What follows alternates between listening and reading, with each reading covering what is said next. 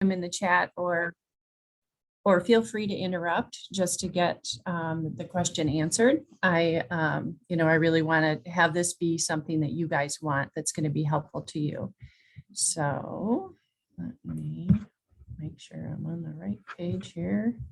And I'm not so techy, so I'm gonna do my best. Oh, look at that. I think it worked. Okay. And if you think things are not working, let me know. It looks good. No, good. Thank you.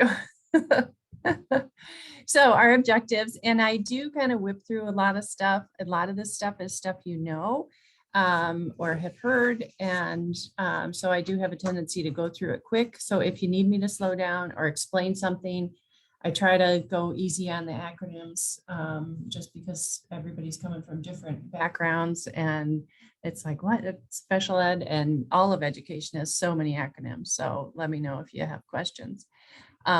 So really wanted to talk about common characteristics of autism and how to integrate the AAC supports their different learning styles, academic strategies. How do we improve that social communication? And then social awareness for the students with autism, whether it's for their themselves and then for their peers. Always working towards that flexibility and independence. And then we want to talk about the problem behavior, because let's face it, that's what teachers are after. They're like, this kid, if it's a problem behavior, they want to know, what the heck can I do? And then what kind of behavior support techniques can we use? And then looking at evidence-based practices to support our students with autism and other abilities. So and I'm sure everybody knows this, but I just like to throw this out there at the beginning. So the federal law for IDEA, the special ed law, requires that students receive special ed to be taught right alongside their non-disabled peers as much as possible. So many times, especially since I work closely with the autism program, they're like, oh, this kid's got autism. He needs to go to the autism class. Well, guess what? This kid is, he's got some behaviors that are struggling. He's got, perhaps he even has a device, and he doesn't need to be segregated to another classroom just to be successful. He needs to have supports put in place to help him be successful where he is. There's no one size fits all. And all students are gen ed students, first and foremost. So when I was listening to Tina and you're like, oh, I don't have special ed background, I'm like, that's okay. Everybody's a gen ed student. And then inclusion is not optional. They don't have to earn their way. And I think that's the huge thing. And I'm sure you guys have seen that, especially with the communication devices. I've heard that through the years. Oh, they're not ready for pictures. They're not ready for that. I'm like, well, they're communicating by throwing things across the room or hitting you. So need to be open to those kind of things. So this is a little interactive. Name a goal or two that we have for every child or student, regardless of ability. If you guys want to just put that in the chat, what kind of things do you have? Thinking of students in your own life, your own children, to learn to be their best self, to be successful. You think about the baby. We always want the baby to, okay, first we want him to sleep through the night. Next, we want him to start walking. Next, we want him to start talking. So we're always looking for that independence, expressing themselves, having their needs met and known. Yep. Good. So you guys are right on track with that. There we go. So we really want to work on the independence and socialization, no matter what their ability is. So these are students that, these are things that we do every day, whether it's at home or at school. We want them to eat by themselves, hang up their backpack, do that, all that basic stuff. So how can we work on that throughout the school day? And everything, of course, takes language. If you're not familiar with this book, it's a great resource. Very present. It's a quick read. I think the one with the kid with the Superman, that's the newest version. I have not read that, but I'm sure it's quite the same. Very present, says there's no such thing as autistic behaviors. These are all human behaviors and human responses based on a person's experience. So thinking about if I win $1 million, or you look at the old days and game shows, I suppose they're on now, but people are like, oh, I'm so excited, I won. And they're like, oh, that's an autistic behavior. Well, that doesn't make me autistic. That just is overwhelming experience, overwhelming emotions. And sometimes our kids have overwhelming emotions throughout their day. So I just thought that was kind of funny to look at it from that point of view. We really want to find the root cause of the behavior if it's disruptive, and help them get support that they need through that. So we're going to look at with autism, they have language, social differences, sensory differences, and a lot of adaptive skill differences. So again, this is not news to you guys. They're visual learners. So this, anything visual is really helpful for them. I preach that every day to my teams that work with students with autism. Get a visual support in there, see what happens. Even a sticky note, and that we write on there, put your shoes on, and then see what happens, rather than I've told them 10 times and they still haven't done it. And I even think about that for my kids at home back in the day. So trouble using and understanding language, and the idioms and slang is tough for kids. Oh, it's raining cats and dogs. It is? Where? I don't see any. And then differences in recognizing another person's opinion. That theory of mine, it's tough for them to see other people's point of view. You're wrong if you don't agree with me. It's my way. And I know this to be the truth. I know this to be right. So that's something to think about when we're working with these kids, because that can often cause a huge behavior. Sensory differences and emotional differences. They're very observant. They have lots of attention to detail. A lot of times, they'll notice things in the classroom that nobody else has seen. And they're like, why is that there? And you're like, oh, I don't know. It's been there for years. That's how it is. But then they focus on it, and it distracts them. Loud noises may bother the student, but it's always amazing that their own loud voice is not bothersome at all to them. Textures on clothing, lighting, and then differences in emotional reactions when compared to other students of the same age. A lot of times, oh, my pencil broke. Well, some kids, they'll just flip out, and other kids are like, oh, my pencil broke. I'll go sharpen it. So it's just little things like that, and it's different. A lot of times our students have high anxiety as well, because they're afraid to make those mistakes. Adaptive skills, they have a need for particular routines. They need to know what to expect. Anxiety increases when things don't go as expected. When they don't have a clear ending to an activity, a lot of times we think we're giving a kid a treat and say, oh, we're going to have free time for 20 minutes. And they're like, now what do I do? Do I go play with the puzzles? It's, you're like, this is not a life decision. You can play with the puzzles for 10 minutes and then you can go to the block corner. It's so hard for some of these kids to pick something. And a lot of times they'll just wander aimlessly or start getting into trouble. And the teachers are like, well, I give them free time and look what happens.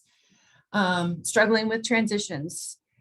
Transitions are huge, especially if they have to switch from something that's enjoyable to something not so enjoyable. Organizing themselves in activities when not directed or given specific instructions. And use the AAC to help them understand their expectations. We have a lot of use of timers with students with autism. And then a lot of times, the kids, they do look at the calendar because that's a visual way to know, is it school day or stay home day, school or weekend. And we just had a student the other day, she got mad because there's no half days in December. And she got mad and she couldn't figure out why there's no half days. We had them in November, so we should have them in December. And I was like, oh boy. So thinking about changes in routine, I don't know about you guys, but if think about the first time, if anybody's been to Aldi or the first time you were to Aldi, you go in there and the brands are all different. It looks different. You have to remember to get a cart before you come, and you have to bring a quarter for a cart. And then you want to go check out. They used to not take debit cards. I think they do now. But you have to bring your own bags. What's up with that? So something like that, a lot of kids, that would be tough. A lot of people, that is tough for people to change routines. Thinking about McDonald's, any kid anywhere in the country or anybody, you're guaranteed to get pretty much the same meal. It tastes about the same. It looks the same. It is the same. It's the same type of food. So it's real predictable. So that's where our kids often go to that. They like to line up their toys. They like to do things that they feel comfortable with. So thinking about those fixations, and kids really have some intense interests and fascinations. They're really a part of the autism. So we don't want to say, no, you're never doing that again. We're not talking about Sesame Street when you're in middle school. We're not bringing that stuff to school. We're certainly trying to build their skills and work on other things, but we're not going to say no, never, never. We're going to say not right now. It's when and where. We're going to find a time and a place to access our interests or engage in that behavior, and incorporate those fascinations into learning and social opportunities if needed. Sometimes we can expand that. They're comfortable with Sesame Street in middle school because that's all that they got to, they loved it when they were little. The parents are like, yeah, this solves all our problems. And then they've never moved beyond that. So giving them different opportunities to try different things. Using those preferred interests. We have students that are experts on the weather, or experts, which could come in handy. Sometimes if you're an expert on fans or an expert on Minecraft, that doesn't really always come in handy for life skills, but sometimes we can build on that. We had one, I don't know if I included it in here, but he was crazy about the Star Wars stuff. And so they incorporated that into a self-management system for him. And then the big one is, my teacher thought I was smarter than I was. So I was always thinking about presuming competence, especially with our students that have language delays. If they don't talk, it doesn't mean they're not understanding. It doesn't mean they're not listening. It doesn't mean that they don't have a thought that they want to share. So using their devices or any sort of language supports to help them share what they have. So we want to believe or we want to presume that competence and believe that they have the ability to understand and learn, and giving them opportunities. And low expectations lead to minimal results. But when you aim high, the student will rise to meet those expectations.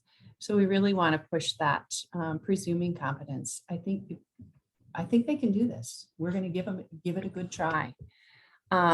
Presuming incompetence could result in harm to our students. You know what? We're not even going to try that. You stay in the self-contained classroom. You stay in, you stay with the all the little kid stuff. You can do Sesame Street. That's what you like. We're good. We're never going to move beyond that. That's not okay. And if it turns out that we're wrong and they do have a severe cognitive delay and they're not able to learn that, or they're not able to learn that right at this time, it's okay because we haven't harmed them. We've given them opportunities. Sometimes even exposure is better than not even giving the opportunity. So just thinking about giving them opportunities and presuming competence throughout their day. So what does it look like? It's easy to say, but we want to really focus on those abilities and specific needs. So what can they do right now? And then where are they lacking? And then, of course, provide students with a means to communicate. Everybody needs to communicate. We have some that the kids are raised on devices these days. So they're raised with iPads or iPhones. And then you say, okay, we're going to try an AAC device. Well, then they're like, oh, awesome. This is great. Well, as you guys know, we're going to limit that to this is your language device only. It's not a game device because otherwise it's not important to them. They're not going to utilize it as expected. We want to work on helping the team develop IEP goals that reflect use for the functional skills so that they can participate as much as possible. We don't want to predict that they'll never acquire certain knowledge or skills. A lot of times it's just a not yet. They're not quite there yet, but we're going to keep trying. We're speaking directly to the student, using age-appropriate vocabulary, topics, and inflection when talking to students. Sometimes, I'm sure you guys have seen that, a lot of times it's people that are less experienced or spend less time with our students. They're like, talking loud to them or talking baby talk. And it's like, oh, please stop. And then respecting their privacy, or staying out of earshot of others, those type of things. And thinking about autism specifically, it's stronger than we are. We're not going to talk these kids out of it. We're going to outwit them. A lot of times you're sort of going around. We're talking about it. We're going to outlast them. We're going to outplay.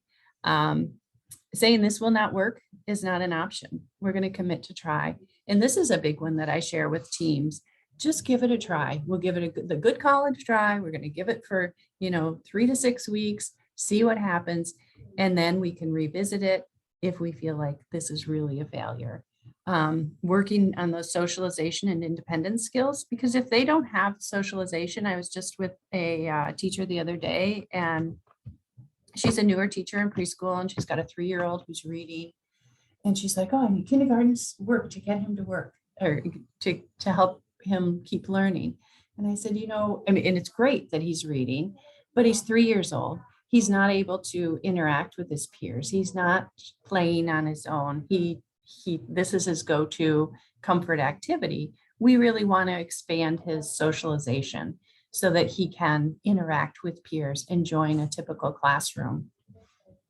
Thinking about using the autism to make the student's behavior more socially acceptable. So we want to think about, if they're doing we had a student, I think he was in middle school at the time, and he was quite high functioning. He was an expert at math. The other kids would go to him, the typical kids would go to him for math help, which was funny, but he had some real typical autism self-stim activities that he would do. He would do some rocking, that kind of thing. And his teacher was great. And he's like, he didn't want to do it out in the general classroom when they were passing in the halls. And so she said, okay, what can we say? And he's like, well, tell me to be cool. So she'd say, be cool. And so he'd be cool. And then I think they did an activity. They went to a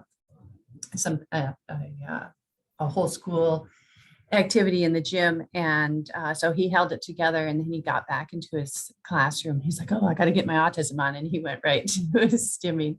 But it was like, he knew that he wanted, how he wanted to do it. She wasn't saying you can't do that, but he was saying that, and she helped support him through that. Always thinking about using those visual strategies. When kids are having a behavior, we want to stop talking, and it's, we're there to help. We're going to help them through this.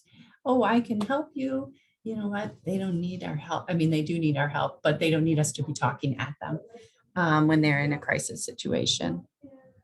A lot of times when we are working with students with autism, it's hard. We're giving in. We're giving kids what they want, just to help build those skills. So coworkers are going to say, no, he's getting away with it again. We're not doing that. Well, are we going to get in a power struggle every day over this? Or are we going to give a little and then we slowly build? And then working on those affirmations. I've seen this both ways in classes that I go into throughout the county. It's amazing. You know, you go into a classroom where the teacher is really working on those affirmations and giving the positive and starting with the positive. That whole culture of the class is welcoming and positive towards each other.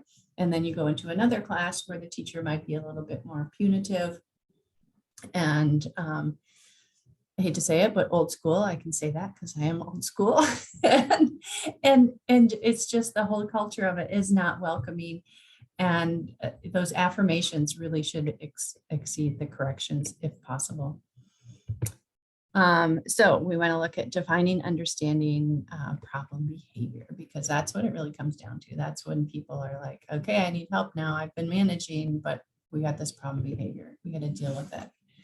I love this one. So if a child doesn't know how to read this, usually if I'm in a group, I'll say, read this out loud, but I'll just read it to you. If they don't know how to read, we teach. If they don't know how to swim, we teach. Don't know how to multiply, we teach. They don't know how to drive, we teach. And if they don't know how to behave, what do? Oh, we often go to punish. We forget to teach them because they should know that. And they don't always. And I don't know about you guys. It sounds like it's happening throughout the country, but it seems like a lot of kids are coming into schools these days, 5, 6, 7 years old, and they haven't had opportunities, whether it's COVID or what, and their behavior is out of control and it's not real typical. It's not stuff that we've seen on a regular basis before. So we have to teach these students what our expectations are and how it benefits them and it benefits us. So looking at the old thinking, well, I have this problem student in my class. Well, guess what? We don't have a problem student. Perhaps the system or the skill is the skill that he's missing is the problem. We're going to fix these students. We don't fix anybody. We adjust the system and we help them improve their skills. Emphasizing reducing behaviors. We need to make him stop that. How about we increase him staying on task?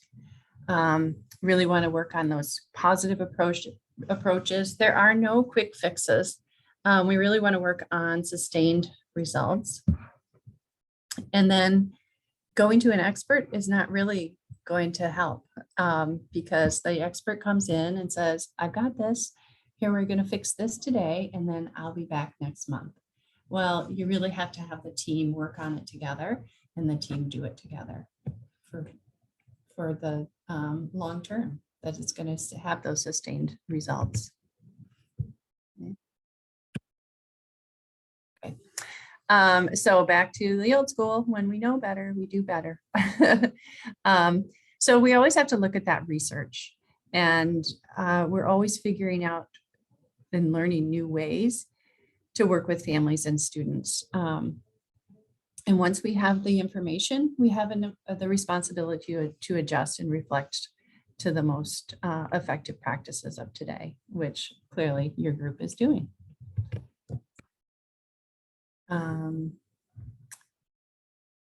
See, yes. Okay. So we want to define that problem behavior. Why is it happening? We want to say he's talking in English class. So that's a problem. It's disrupting my class. He talks all the time. What does that mean? What if he whispers? What if he says, hey, I need a pencil? That's not disruptive. So how often, how loud, and then will a stranger know what to look for when we're thinking of based on that definition? So thinking about this, who's sitting? Some classes, the teachers are fine with any of these sitting, and then other ones, they're just looking at the little girl in the blue chair. That's how you're supposed to sit, with your feet on the floor. Pick your priorities. So think about things to think about. Is the behavior dangerous to themselves or others? Does the behavior interfere with learning? We have students with autism that or other disabilities that they need to move throughout their day. So they have a space in the back of the room that they can pace back and forth. They're not disrupting other kids. The other kids have learned that he's moving, but it's okay. The student is able to focus, they're able to learn, they stop and write, and then they go back to their pacing. And does it interfere with the socialization or acceptance of peers? And then what kind of things can we put in place? What sort of assistive technology can we put in place to help them communicate their frustration? And is the behavior disruptive, intense, or frequent? So we really want to decide, is this something we need to address, or is this something that we can put something into place? So what AT supports can be put in place to help the student communicate their frustration, whether we use a core board or a device or switch access, something so that they can say, I'm feeling frustrated, and let the teacher know and the team know, so then they can help with supports on that.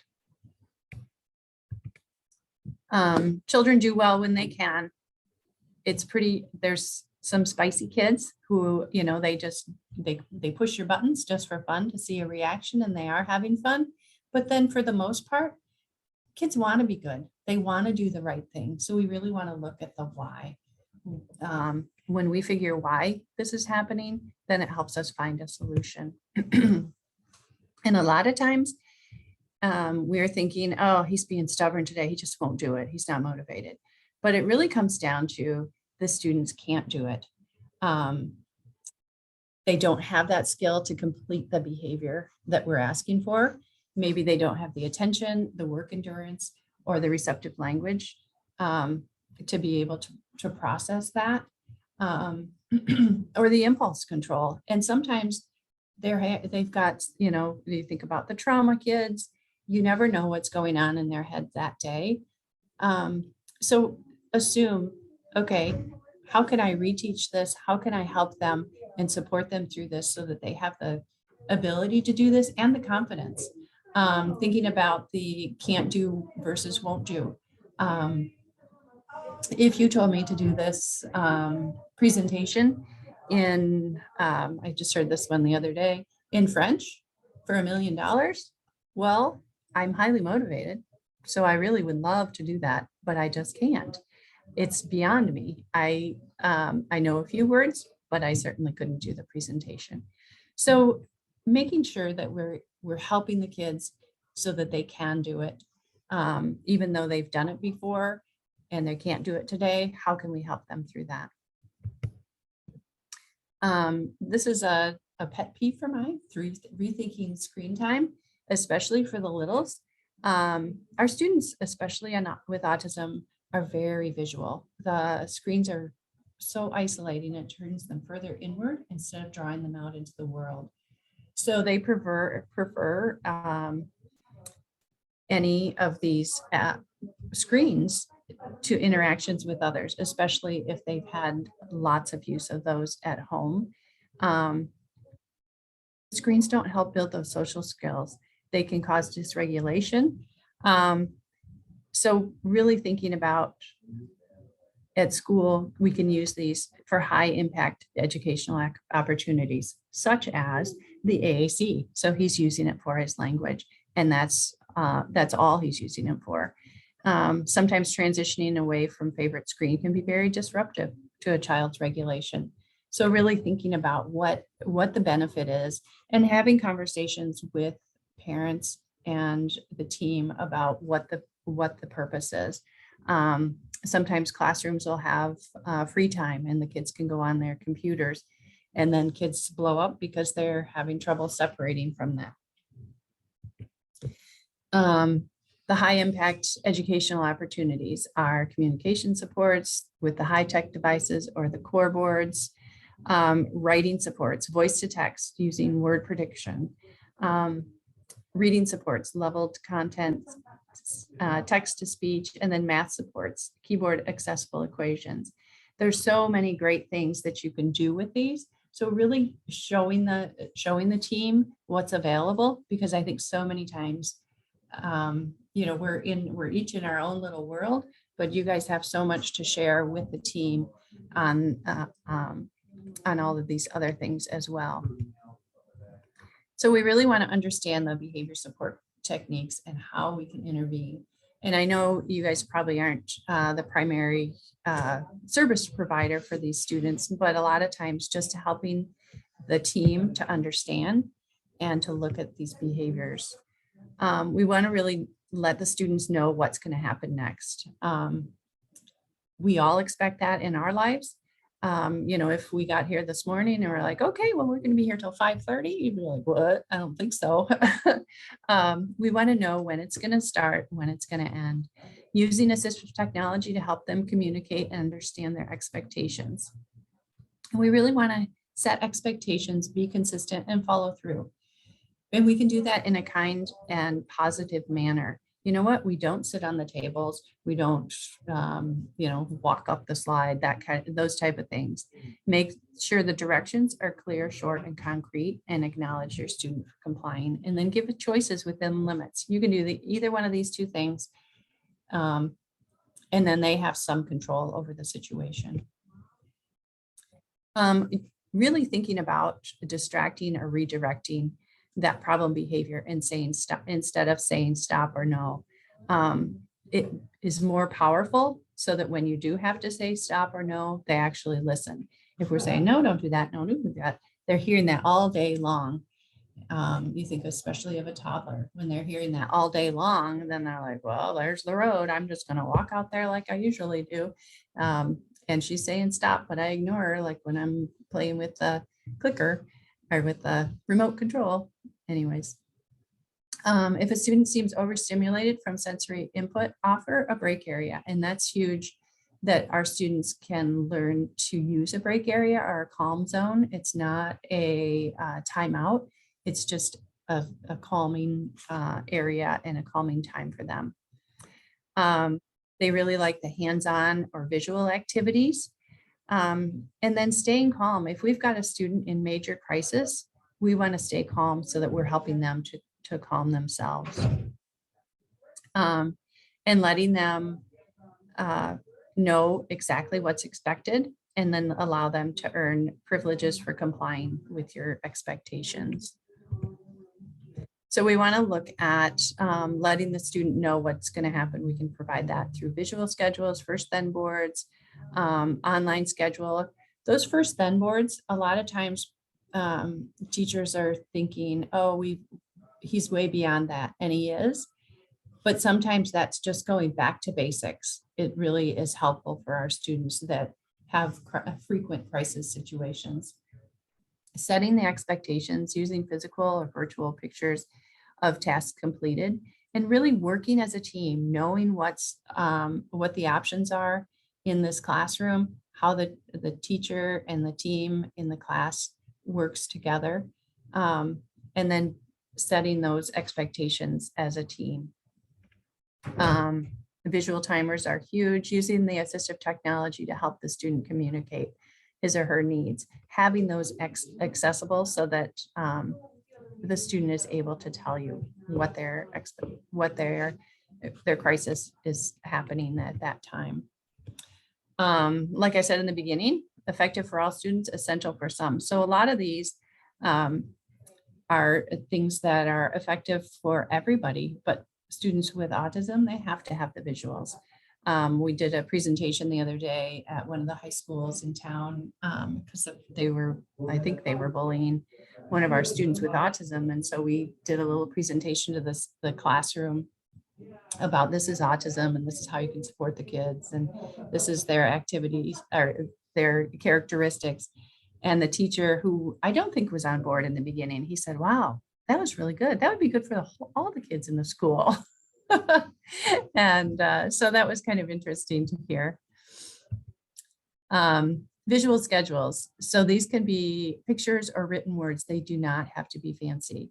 Some students get frustrated or anxious without some type of schedule in place. The schedules encourage the independence.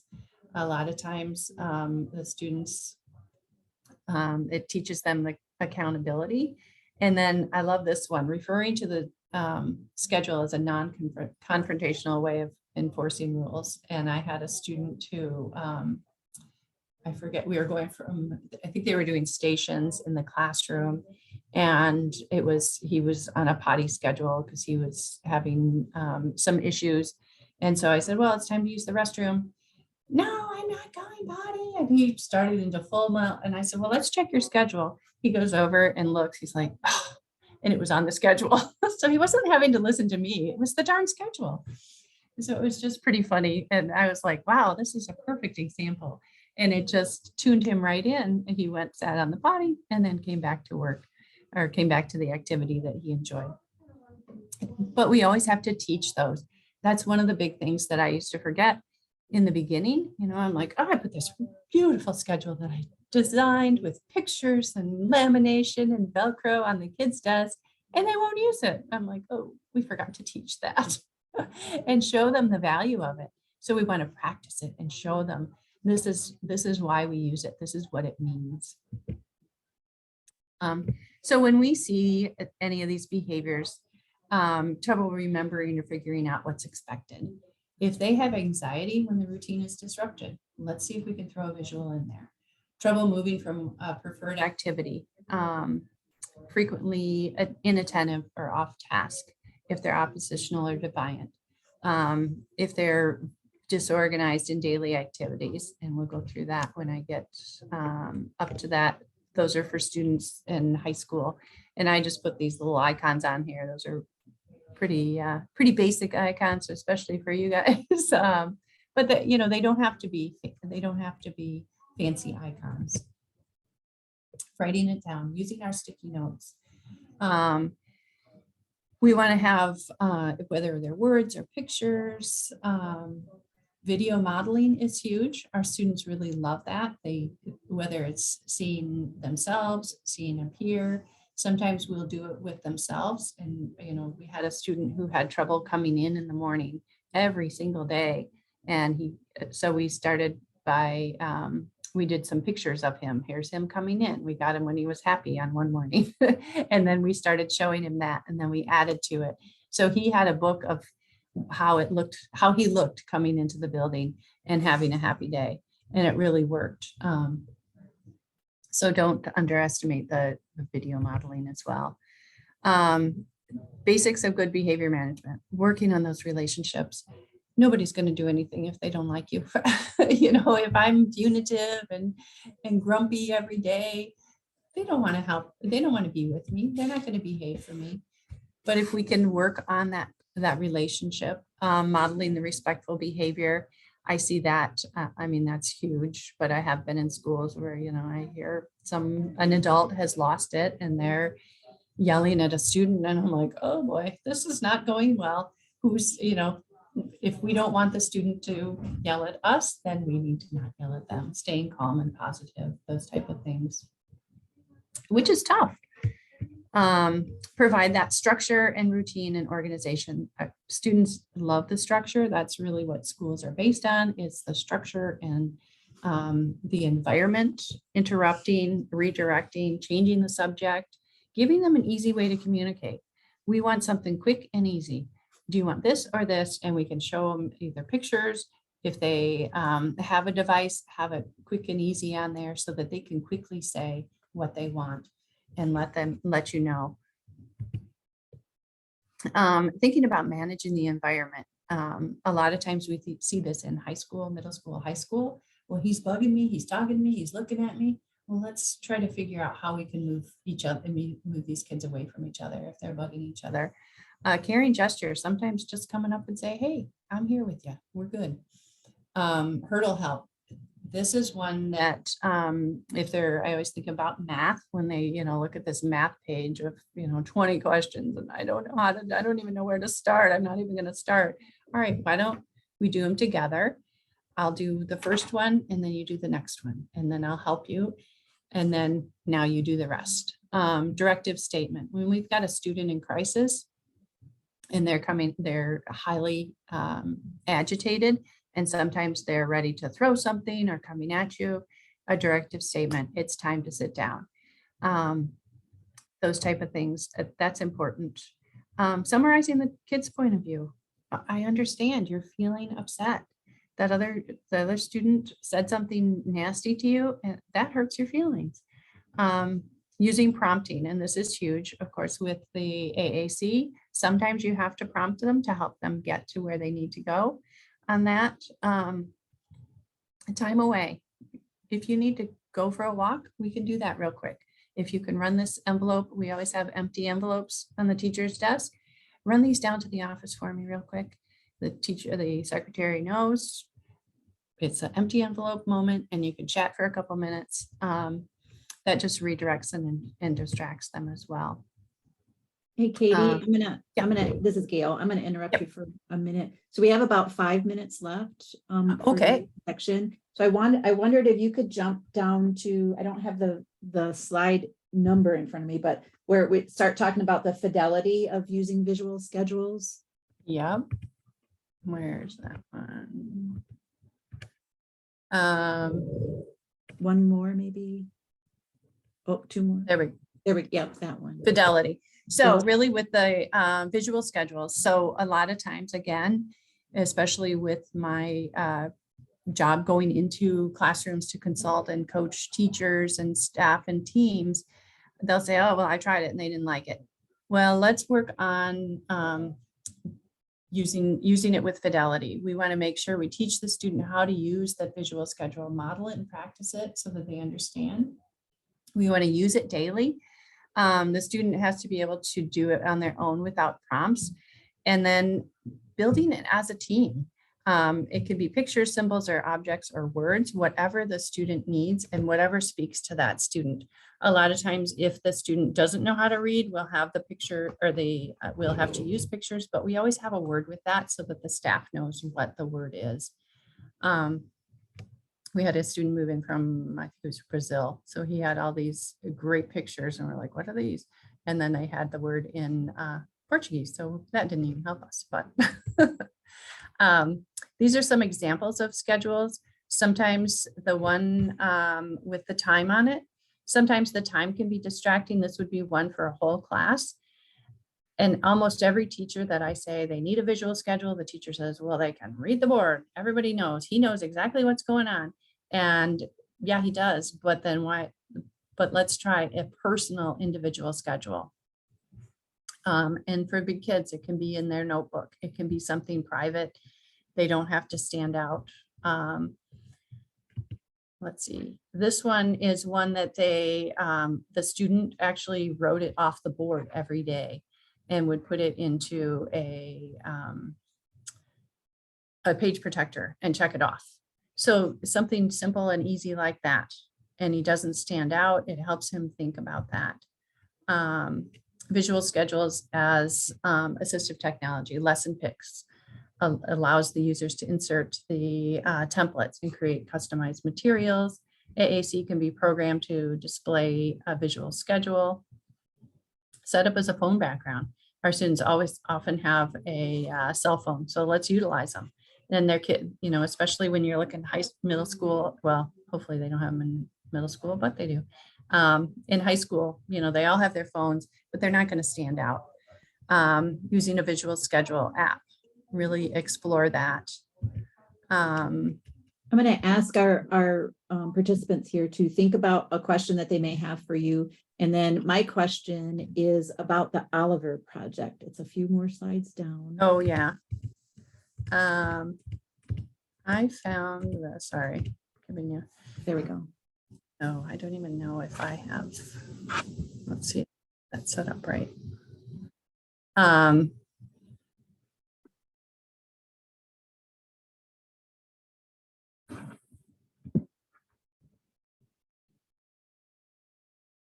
Anyways, so this is inclusive, so that everybody is included, obviously. But it's kind of cool. This really spoke to me because so many times we say include our kids. And what does that really look like? So this really explained it nice, but it is 7 minutes. Do you want me to go on that? No, but we'll put that Okay. link on our landing page so that people Okay. can right to Yeah, that. it really sort of describes that. It shows what it could be. I showed it to a gen ed class because they had a student who was in their classroom and they were stressed about it. The whole team was stressed. They're like, well, what do we do with him? He doesn't do things like everybody else. And then this really sort of explained it. I mean, it's sort of juvenile cartoon, but it's really for staff. What does it look like? This is how it could look in your classroom. Yeah, so I know at least in Allegan and certainly Van Buren, more and more inclusion is happening and the teachers are like freaking out. They are. Yeah. Well, you know what? I went to school for gen ed. I didn't go to school for special ed. And Exactly. I don't know what this is all about. And this is not my specialty. And a lot of times we have students teachers in gen ed and they've got a special ed kid and they're like, well, he's not doing the work. He's not doing it as expected. Well, we need to adapt it. We need to modify it as needed. Starting small, especially with our AAC devices for the team as much as for the student, try this in these, we want them ideally to use them throughout the day, all day. Let's try it right now in this setting until the teacher's comfortable, and then it naturally will expand as things happen. Having fun with it, using the AAC devices and having fun so that it's not one more thing I have to do. We've had kids that were telling jokes on it. And well, that really gets the peers integrated and they're like, oh, let's do that again. Thank you. Anyone have any questions for Katy? So you'll have access to her whole slideshow. Sorry for cutting you off. That's okay. And we'll pull out some things that are really important, like that video. And I took a picture of one of your slides that I really liked that had reasons to use a visual schedule. And so, but any other questions for Katy before she backs out? And you can still hang with us if you want when we talk some more about. Oh, no, I'm good. Well, thank you all for having me. Thank you so much. Bye-bye. Bye. Thank you for coming in. Sure. Kara, do you want me to share my screen or do you want to share your screen or what? I'll share my screen. Yeah, Okay. for sure. So next we're going to be rolling into our networking session. So let me get you guys going on that really quick. Here's my screen. So here, let's present it. So Gail is going to be putting you all into breakout rooms. While we're in there, I want you to introduce yourself, give your title, give a little bit about what the population you work with, maybe where you work. And then I want you guys to choose a writer for the group that you can add your ahas from the presentations. You're like, wow, I'm going to take that. I'm going to use that. And then your something that maybe you want some more information on, something that you might need to think about that you hadn't heard before. And we will put a link to the Jamboard in the chat again. It's the same link as before. And I'm excited to hear all of your thoughts on that. Should be rolling into the groups in just a second.